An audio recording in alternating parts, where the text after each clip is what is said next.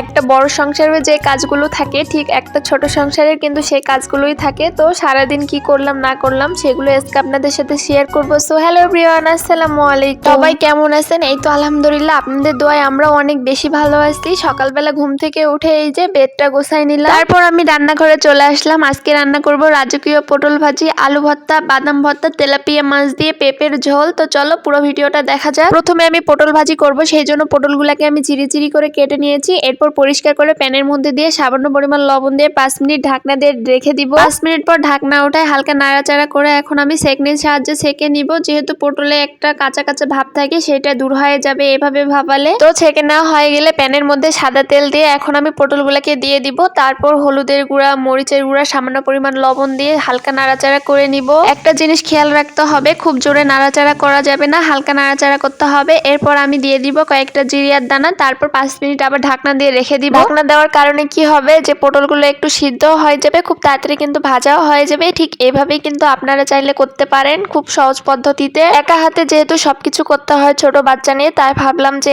এইদিকে আমি ভাতটাও উঠাই দিই। এই তো চালটা পরিষ্কার করে নিয়ে এখন আমি ভাতটা উঠাই দিলাম। তারপর আবার পটল ভাজির দিকে আসবো। এই তো প্যানের মধ্যে যে তেলটা ছিল এটাতে এখন আমি ব্রেস্তা ভেজে নিব। পেঁয়াজ দিলাম আর কয়েকটা মরিচ দিলাম। এখন আমি খুব ভালো করে এগুলোকে ভেজে নিব। পেঁয়াজগুলোকে আমি হালকা লাল করে ভেজে নিয়ে এখন আমি পটলের উপর দিয়ে দিব। যেহেতু এটা রাজকীয় পটল ভাজি, অবশ্যই তো ব্রেস্তা দিতেই হবে। দেখতেই কতটা লোভনীয় লাগতেছে তাই না? খেতেও কিন্তু অনেক বেশি মজা ছিল। আমার জামাই তো খাওয়ার পর ফিদা হয়ে গেছে। এদিকে আবার আমি তাড়াহুড়া করে ভর্তাও বানাই নিচ্ছিলাম, যেহেতু আমার ছোট বাচ্চা অনেক বেশি আমাকে বিরক্ত করতেছিল। এখানে ছিল আলু ভর্তা, বাদাম ভর্তা আর মরিচ ভর্তা। আমার ছেলের কারণে ভিডিওগুলো নিতে পারি নাই। তো এখন আমি রান্না করব তেলাপিয়া মাছ দিয়ে পেঁপের ঝোল। তো দেখা যাক চলো। তো প্রথমে আমি মাছগুলোকে হলুদ, লবণ, মরিচ দিয়ে ভালো করে মাখায় এখন তেলের মধ্যে হালকা ভেজে নিব। যেহেতু আমার ছেলের পছন্দের মাছ তেলাপিয়া, তাই ভাবলাম যে তেলাপিয়া মাছ দিয়ে পেঁপের ঝোল বানাই, তাহলে আমার ছেলেটাও খেতে পারবে। মাছগুলো ভেজে নেওয়া হয়ে গেছে, এখন আমি উঠাই দিব। যেহেতু আমার ছেলে খাবে সেই জন্য আমি হালকা করে মাছগুলো ভেজে নিয়েছি। মাছ ভাজি করার পর প্যানের মধ্যে যে তেল থেকে যাবে, এই তেলের মধ্যে এখন আমি দিয়ে দিব পেঁয়াজ কুচি, রসুন কুচি আর কাঁচামরিচ। সব রকমের মশলা দিয়ে আমি এখন হালকা নাড়াচাড়া করে কষিয়ে নিব।